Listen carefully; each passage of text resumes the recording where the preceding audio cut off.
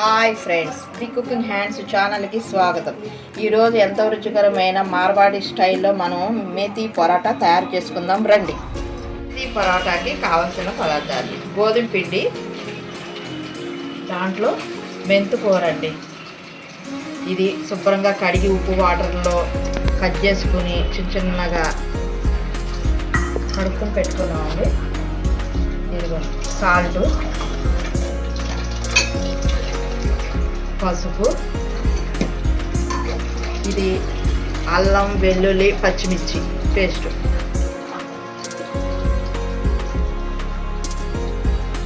Oil, ఇదంతా కలిపి water వేసి కలుపుకోవాలండి, చపాతీ పిండిలాగా. అంతే.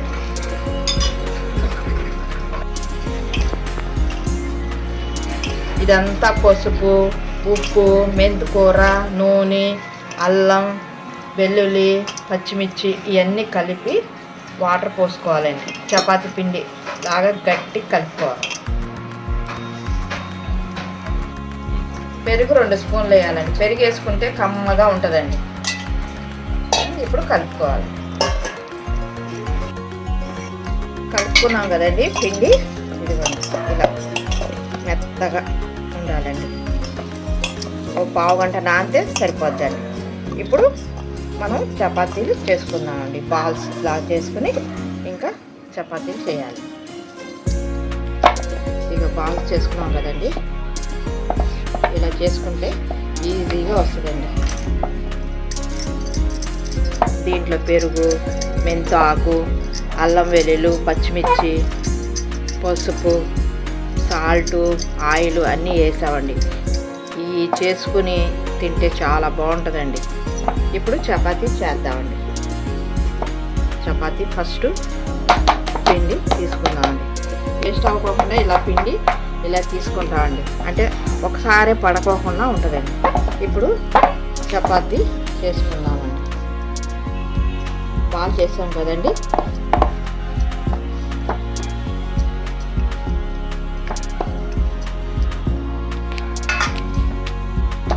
ఇప్పుడు ఇలా చేసాం కదండి. దీంట్లో ఆయిల్ వేసామండి. ఆయిల్ వేసి ఇలా ఫోల్డ్ చేస్తే పొరలుగా వస్తుందండి. ఇది పక్కన పెట్టుకుందాం. మళ్ళీ ఇంకోటి తీసుకుందాం.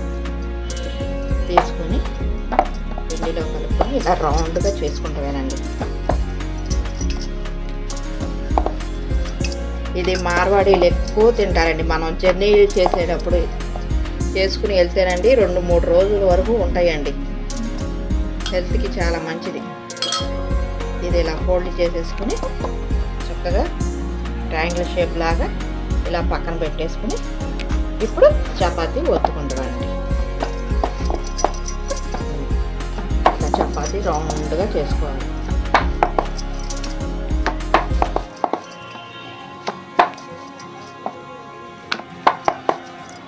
ఇది కొంచెం మందంగానే చేసుకోవాలండి, పలచగా చేయకూడదు.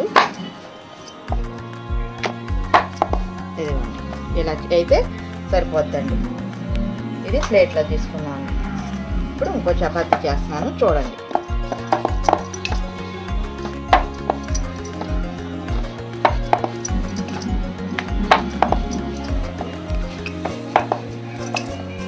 ఇది నెయ్యితో కాల్చుకోండి అండి.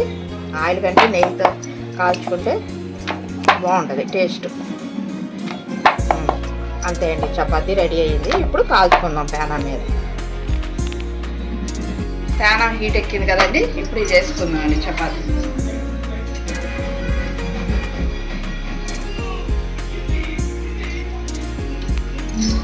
ఈ బబుల్స్ వస్తున్నాయి కదండి. ఈ బబుల్స్ వచ్చిన తర్వాత తిప్పుకోవాలండి. బాగా ఉబ్బుద్ది.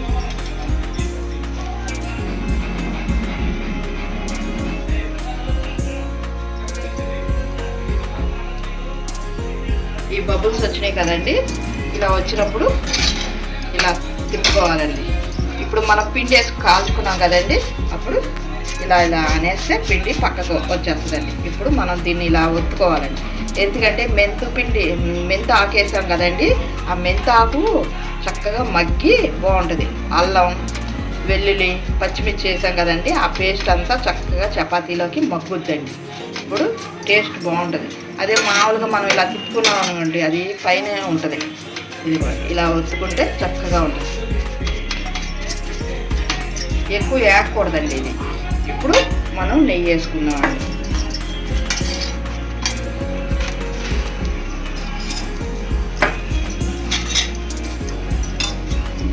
ఇదిగోండి, ఇప్పుడు ఈ కలర్ వస్తే సరిపోతుందండి. ఇప్పుడు నెక్స్ట్ ఇలా మళ్ళీ కొట్టేసుకున్నామండి.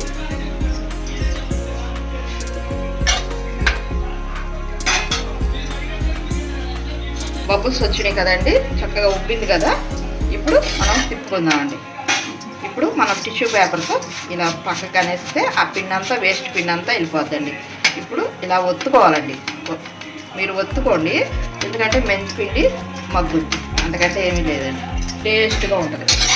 మళ్ళీ ఇలా ఇప్పుడు నెయ్యి వేసుకుందామండి.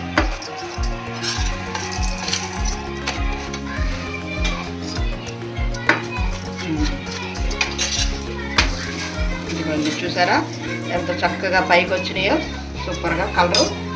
ఇది ఇప్పుడు మనం 2-3 రోజుల వరకు ఉంటుందండి. మెంతి పొరాటా రెడీ అండి. ఇంతేనండి. ఇదిగో చూసారండి, ఈ లోపల ఎలా వస్తుందో, చక్కగా పొరలుగా అలా వచ్చి చూసారండి, ఎంత క్రిస్పీగా ఎంత ఏగింది. ఇదిగోండి ఇలా.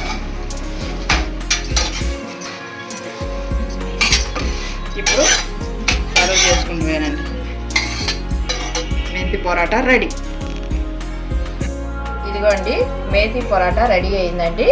దాని కాంబినేషన్ రాజ్మా కర్రీ అండి. ఇదిగోండి చూసారా ఎంత పొరలుగా చక్కగా క్రిస్పీగా ఉంటుంది. ఇదిగోండి చూడండి, చక్కగా లోపల చూసారా, మనం నొక్కడం మూలాన మెంతికూర కూడా మగ్గిందండి చక్కగా. ఇదిగోండి చక్కగా అంత కాంబినేషన్ బాగా డాబా స్టైల్లో ఉంటుందండి. ఈ ఎక్కువ మార్వాడీస్ చేసుకుని తింటారండి. హెల్త్కి చాలా మంచిదండి. మీరు కూడా చేసుకుని తినండి. ఇంకా లేట్ చేయబాకండి.